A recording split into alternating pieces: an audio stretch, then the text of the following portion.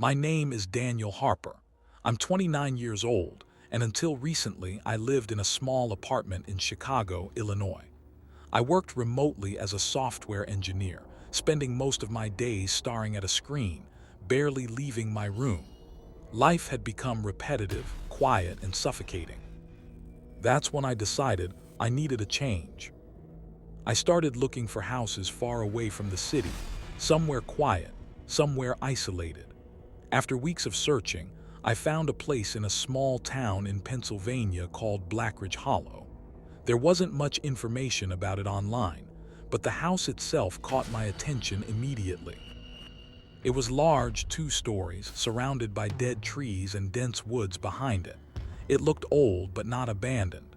The strange part was the price. It was far too cheap. When I asked the realtor why, he hesitated for a moment before answering.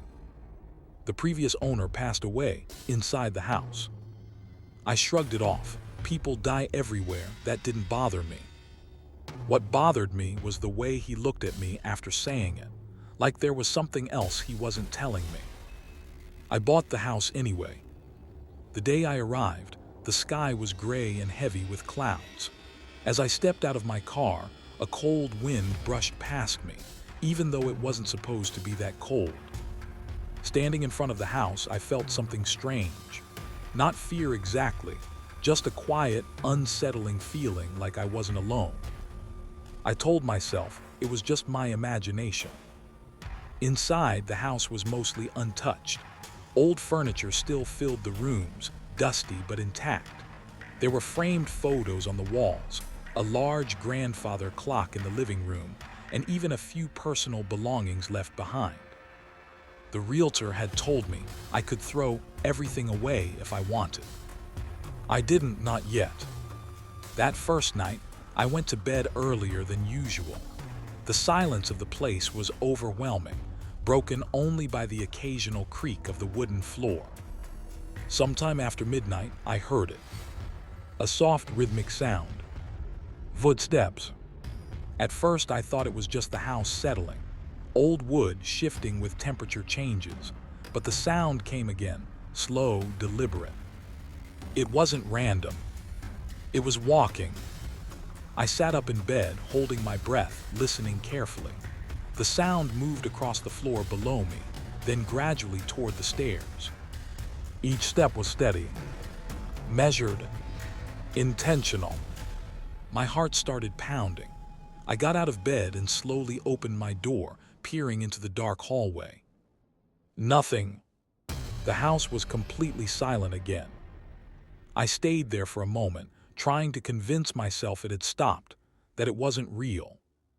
Eventually, I went back to bed. The next morning, I tried to ignore what had happened. Instead, I decided to explore the house more thoroughly. In the living room, I noticed a photograph hanging on the wall that I hadn't paid much attention to before. It showed an older man standing in front of the house. There was something unsettling about his face. His eyes, they seemed to follow me, no matter where I stood. I took the frame off the wall and turned it over. On the back, there was a name written in faded ink. Edward Langston, 1987. I assumed he was the previous owner. I put the photo back, but I couldn't shake the feeling that I had seen him somewhere before, or that he had seen me. That night, I woke up suddenly. I didn't know what time it was, but the room was completely dark. Then I heard it. Breathing. Slow. Heavy. Right outside my door. I froze. The sound was too close, too real to ignore. Someone or something was standing just on the other side. I stayed perfectly still, listening. Then came the scratching. A faint, dragging sound against the wood of my door. Slow. Patient. Like it wasn't trying to break in, just letting me know it was there. I swallowed hard and forced myself to speak. Who's there? No answer. The scratching didn't stop. After what felt like minutes, I got out of bed. My legs felt weak as I walked toward the door. Every instinct told me not to open it. But I did. The hallway was empty, dark, silent. For a moment, I thought maybe I had imagined everything. Then I looked down. Wet footprints. They stretched across the floor, leading away from my door and toward the stairs. I didn't follow them. I closed the door and locked it. A few seconds later, something downstairs clicked. Then the old radio turned on by itself. Static filled the air for a moment before a voice broke through. Low. Distorted. You shouldn't be here. I couldn't move. I couldn't breathe. The voice faded, replaced by silence again. The next day, I went to speak with my neighbor, an elderly woman named Mrs. Carter. Her house was the only other one within walking distance. When I asked her about the previous owner, she went quiet. For a long moment, she just stared at me. Then she said something that made my chest tight. Edward never left that house. I frowned. He died, didn't he? She nodded slowly, but her eyes didn't match the answer. Dead doesn't mean gone. That night, I decided I'd had enough.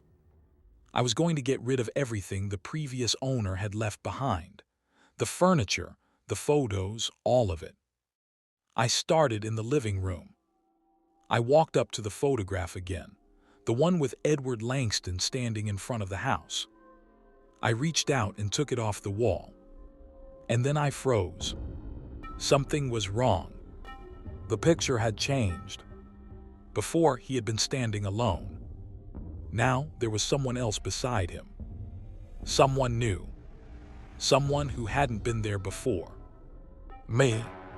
I was standing next to him in the photograph, staring straight ahead with the same empty expression. My hands started shaking as I looked closer. At the bottom of the frame, beneath his name, new words had appeared. You live here now. I don't remember dropping the photo, but I must have. 1 second I was holding it, the next. It was on the floor, the glass cracked, the frame slightly bent. My reflection stared back at me through the broken surface, but even that didn't feel right. Because I knew what I had just seen. I hadn't imagined it. I stepped back slowly, my eyes locked on the photograph. For a moment, I thought about picking it up again, checking if it would change back. But something inside me refused. It felt like if I touched it again, something worse would happen. Something final. I turned away and walked out of the living room, my chest tight, my thoughts racing. The house felt different now, heavier, like the air itself had thickened. Like it was aware that I knew. That night, I didn't even try to sleep. I stayed in my room with the lights on, sitting on the edge of the bed, staring at the door. Hours passed in silence. No footsteps, no breathing, nothing. And somehow that was worse, because it felt like whatever was in the house was waiting. Waiting for something. Or maybe waiting for me. At around 3 a.m., I finally stood up. I couldn't take it anymore. Sitting there doing nothing felt like I was losing my mind. I needed answers. And there was only one place I hadn't checked yet. The basement. The door was at the end of the hallway downstairs. I had noticed it before, but something about it had made me avoid it. It didn't look like the rest of the house. The wood was darker, older, scratched. As if something had tried to get out. Or get in. I stood in front of it for a long time, just staring. Then I reached for the handle. It was cold. Too cold. I hesitated, then slowly turned it. The door opened with a low creak, revealing a narrow staircase descending into darkness. The smell hit me first. Damp. Rotten. Like something had been left there for a very long time. I pulled out my phone and turned on the flashlight. The beam of light barely cut through the darkness as I stepped down, one step at a time. Each step groaned under my weight. The deeper I went, the colder it became. At the bottom, the light revealed a small, cluttered space. Old boxes, broken furniture, and something else. Writing. The walls were covered in it, scratched into the surface over and over again, the same sentence repeated in uneven lines. Don't leave. Don't leave. Don't leave. My stomach dropped. I stepped closer, running my fingers over the marks. They weren't painted. They were carved. Deep. Desperate. As if whoever wrote them had been trying to warn someone or beg them. Then my light shifted, and I saw the chair. It was placed in the center of the basement, facing the wall. Strapped to it were old leather restraints. My breath caught. Someone had been tied there. I took a step back, my mind racing, trying to make sense of it. This wasn't just an old house. Something had happened here. Something violent. Something wrong. And then, a sound. Right behind me. A slow, dragging step. I froze. The light in my hand trembled as I turned it slightly. Not fully, just enough to catch a glimpse of the stairs. Someone was standing there. At the top, a tall, thin figure, barely visible in the darkness. Watching me. I couldn't see its face, but I knew. It was him. Edward Lungston. My body locked up. I couldn't move, couldn't breathe, couldn't even think. The air felt frozen in my lungs. The figure didn't come down. It just stood there, blocking the only way out. Seconds passed, or maybe minutes. I don't know. Then slowly, it lifted one arm and pointed at me. Not aggressive, not rushed, just deliberate. Like it was claiming something. Like it was saying, "You." The light in my hand flickered. For a split second, everything went dark. And in that darkness, I heard something right next to my ear. A whisper. Cold. Close. You can't leave. I gasped and spun around, but there was nothing there. When the light came back, the stairs were empty. The figure was gone. I didn't wait. I ran. Up the stairs, through the hallway, slamming the basement door behind me. My hands shook as I locked it, even though I knew a lock wouldn't matter. Nothing in that house cared about locks. I stumbled back into the living room, trying to steady my breathing. And that's when I noticed something else. The photograph. It wasn't on the floor anymore. It was back on the wall. Perfect. Unbroken. Like it had never fallen. Slowly I walked toward it, my heart pounding louder with every step. I didn't want to look, but I had to. When I finally raised my eyes, my blood ran cold. The image had changed again. Edward was still there, and so was I. But now, I wasn't standing beside him anymore. I was sitting, strapped to a chair. In the basement, I couldn't breathe. My eyes were locked on the photograph, my mind refusing to accept what I was seeing. My hands started shaking again, but this time, it felt different. This wasn't just fear anymore. It was realization. I stepped closer to the wall, my face inches away from the frame. The details were clearer now, too clear. The basement, the chair, the straps, and me. My mouth slightly open, eyes wide, frozen in terror. Exactly how I felt right now. "No," I whispered under my breath. "No, this isn't real." But even as I said it, I knew I was lying to myself. Because the house had already proven something. It could change things. It could rewrite reality. And somehow, it had already started rewriting me. I stumbled backward, nearly tripping over the rug. My chest tightened as a thought forced its way into my mind. What if this wasn't showing the future? What if it was showing something that was already happening? A cold wave ran through my body. I immediately turned and ran to the front door. I grabbed the handle and pulled. It didn't open. I pulled harder. Still nothing. The door wasn't locked. It just wouldn't move. Panic started rising in my throat. I moved to the window next to it and tried to open it. Stuck. Every single one. I rushed from room to room, trying doors, windows, anything that could get me out. Nothing worked. It was like the house had sealed itself shut. Like it had decided. I wasn't leaving. I backed away slowly, my breathing uneven, my thoughts spiraling out of control. This isn't possible. But deep down I knew it was. Because I wasn't alone anymore. That night, I didn't go back to my room. I stayed in the living room, sitting on the couch, staring at the photograph. Hours passed. The clock ticked loudly in the silence. Tick, tock, tick, tock. Then, it stopped. The grandfather clock went silent. And in that silence, I heard something new. A chair moving. A slow scraping sound coming from below. From the basement. My entire body went rigid. No, I whispered. No, no, no.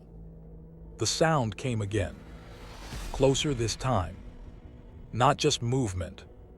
Something being dragged. Something heavy. I stood up slowly, my legs weak, my eyes fixed on the hallway leading to the basement door. The handle moved. Just slightly.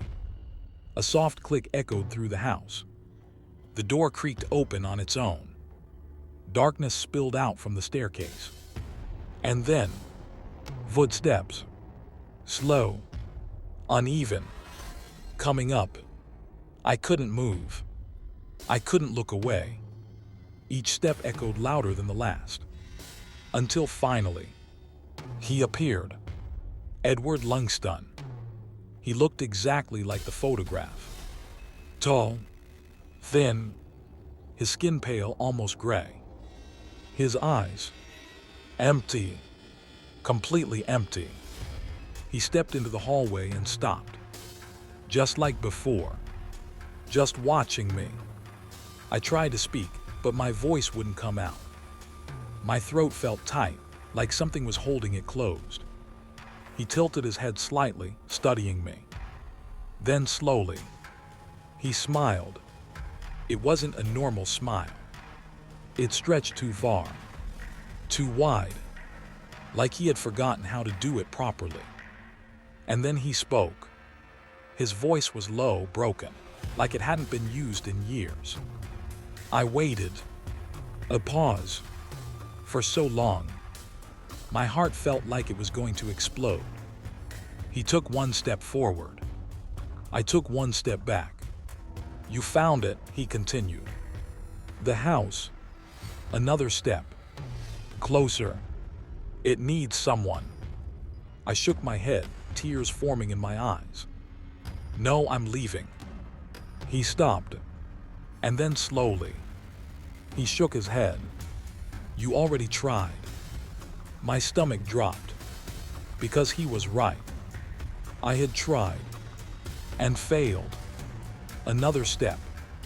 Now he was close enough that I could see every detail of his face.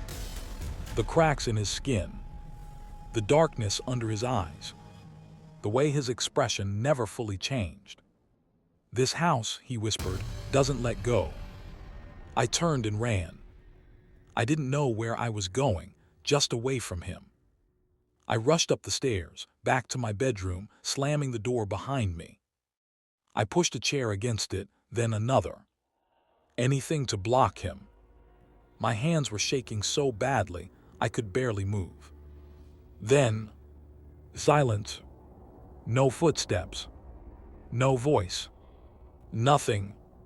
For a moment, I thought maybe I had escaped him. Then I heard it. From inside the room. A soft creak. Right behind me. I turned slowly. And my blood ran cold. The closet door was open. I was sure I had closed it before. but now it stood slightly ajar, darkness spilling out from inside.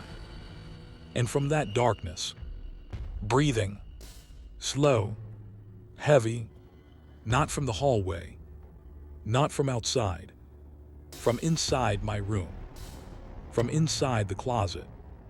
A voice followed, familiar, cold. You're already part of it. My legs gave out beneath me. As I fell to the floor, I realized something horrifying. Edward wasn't the only one in this house anymore. I couldn't move. I was still on the floor, staring at the closet, my entire body frozen as that slow, heavy breathing echoed from inside. It wasn't just the sound. It was the feeling. Like something inside that darkness was aware of me, watching, waiting. You're already part of it. The voice replayed in my head again and again. It didn't sound like Edward. It sounded like me. My chest tightened. No, I whispered, shaking my head. That's not possible. But nothing about this house was normal anymore. Slowly, using whatever strength I had left, I pushed myself up. My legs trembled as I stood, my eyes never leaving the closet. The door creaked a little wider. Darkness filled the gap. And then, I saw movement.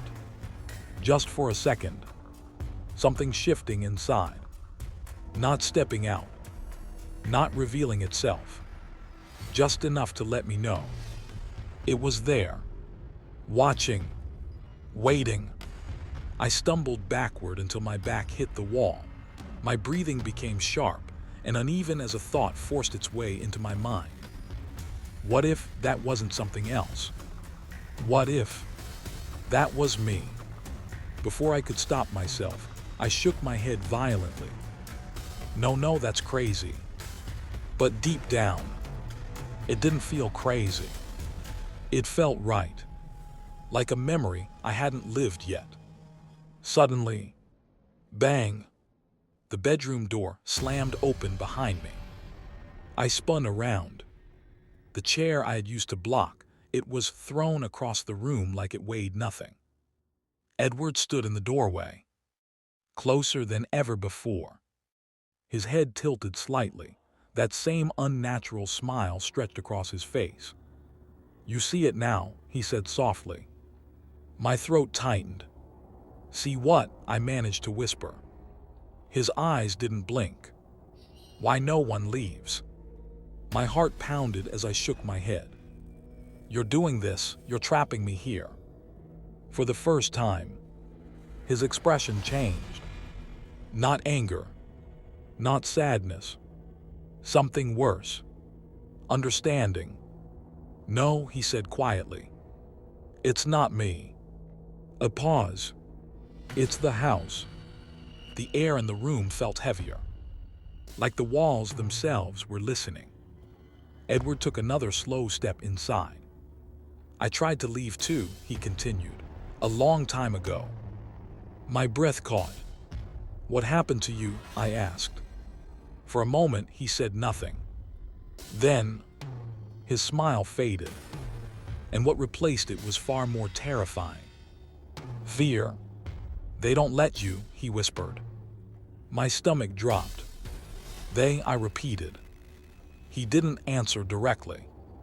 Instead, he raised his hand and pointed toward the closet. My blood ran cold. Slowly, against every instinct in my body, I turned my head. The closet door was fully open now. The darkness inside wasn't normal. It looked deeper, endless, like it wasn't just a closet anymore, like it was something else. And then, I saw it clearly. Someone was standing inside, perfectly still, facing me. I stepped closer without meaning to, like something was pulling me forward. My heart pounded louder with every step. And then I saw the face. My face, but not me. Not exactly. This version of me looked wrong. His skin was pale, his eyes hollow, his expression empty. like something had taken everything inside him and left only a shell. I stumbled back in horror. No, no, that's not me. Edward's voice came from behind me. That's what happens when you stay. My head spun. What do you mean? He stepped closer. It copies you, he said. Slowly, piece by piece. I felt sick. And when it's done, he continued, you don't leave. A cold silence filled the room. Your body stays here. A pause. Your mind becomes part of it. My hands started shaking uncontrollably. So that thing, I pointed toward the closet, that's me. Not yet, Edward said. But it will be. My chest felt like it was collapsing. There has to be a way out, I said desperately. There has to be. Edward looked at me for a long moment. And then, he nodded. There is. Hope hit me so suddenly it almost hurt. How? I asked quickly. His expression darkened. You have to replace someone. The words didn't make sense at first. Then they did. And when they did, I wished they hadn't. No, I whispered. Edward didn't look away. That's the only way the house lets go. I shook my head, backing away. No, I'm not doing that. I'm not trapping someone else here. Edward's face twisted slightly. Then you stay. The closet behind me creaked again. I didn't need to look. I could feel it. That other version of me. Getting closer. Stronger. More real.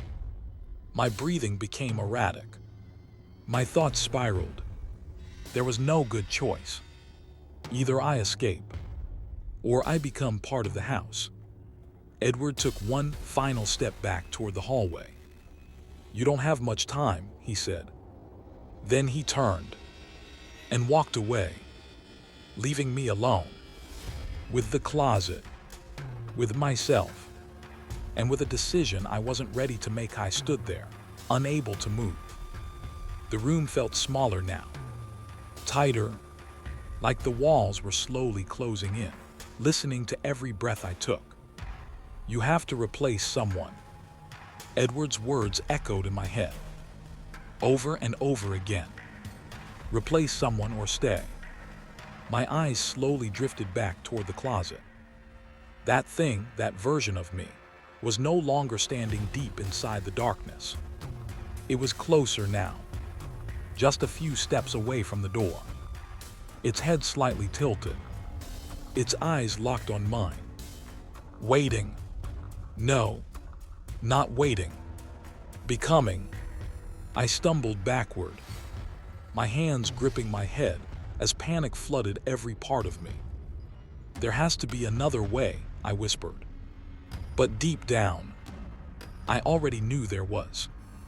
The house had rules, and it didn't break them. It just waited for you to break first. A sudden memory hit me. The day I bought the house. The realtor. The way he hesitated. The way he looked at me. Like he already knew. My breathing slowed. My thoughts sharpened. And for the first time since all of this started, I understood something. This wasn't random. I wasn't chosen. I was sent here. Deliberately. The realization made my fear shift into something colder. Something clearer. If someone brought me here, then someone could take my place. I looked toward the window. Still locked. Still sealed. But maybe. Not forever. I grabbed my phone with shaking hands. No signal. Of course. But I didn't need signal. I needed bait. Slowly an idea formed. Dark. Desperate. But it was the only chance I had. I opened a recording app and started speaking.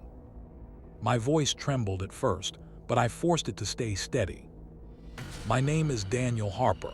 If you're hearing this, I found a house in Blackridge Hollow. It's cheap, too cheap. If you're looking for a place, this might be it. I paused. My reflection in the black screen stared back at me. For a moment, I almost stopped. But then, I heard it. A soft step behind me. Closer. I continued. The owner died here, but that's not a problem. The house is quiet, peaceful, perfect if you want to get away. A lie. A complete lie. But that's exactly how I got here. I saved the recording. Uploaded it to every platform I could. Forums, listing sites, anywhere someone might see it. Anywhere someone desperate enough might believe it. My hands felt cold, heavy, but I didn't stop. I couldn't. Behind me, another step. I didn't turn around. I didn't need to. I could feel it now. That version of me, right behind my shoulder. Breathing, matching my rhythm, becoming me. Hours passed, or maybe minutes. Time didn't feel real anymore. Then, something changed. A sound, faint at first, then clearer. From downstairs, the front door. A knock. My entire body froze. Someone was here. The house had found someone. Or maybe I had. The closet behind me went silent. The breathing stopped. Everything stopped. Like the house itself was holding its breath. Waiting. I slowly turned my head. The thing behind me was gone. I was alone again. But I knew. Not for long. Another knock echoed through the house. This time louder. More real. Hope rushed through me like electricity. I ran out of the room, down the stairs, my legs barely able to keep up. The door, it was unlocked. For the first time since I arrived.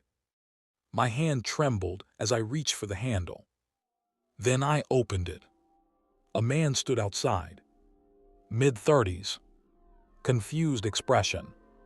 Phone in his hand. I saw your listing, he said, about the house. I stared at him. For a moment, I couldn't speak. Because I saw it. The same curiosity. The same uncertainty. The same mistake that I had made. I stepped aside slowly. For a second, I hesitated. This was it. The choice. The moment that would decide everything. Behind me, deep inside the house, I felt something shift. Waiting. Hungry. I looked back at the man. Then I forced a smile. Yeah, I said quietly. Come in. He stepped inside. The moment his foot crossed the doorway, a cold wind rushed past me. The air changed instantly. Heavy. Alive. I stepped back. Further. Further. Until I was outside. The door slowly began to close on its own. The man turned slightly. Hey, wait. Slam.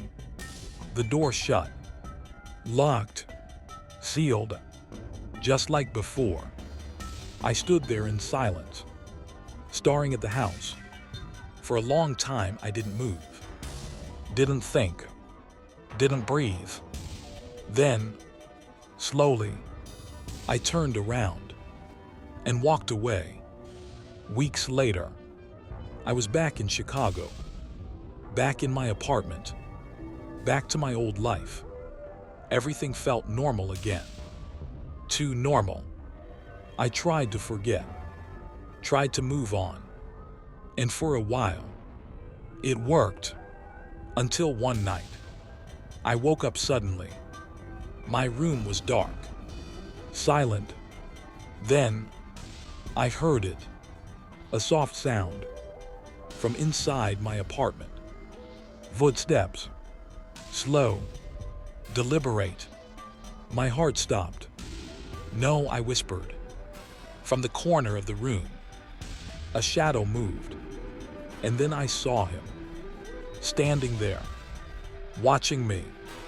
Edward Langston, his head tilted, that same unnatural smile stretching across his face.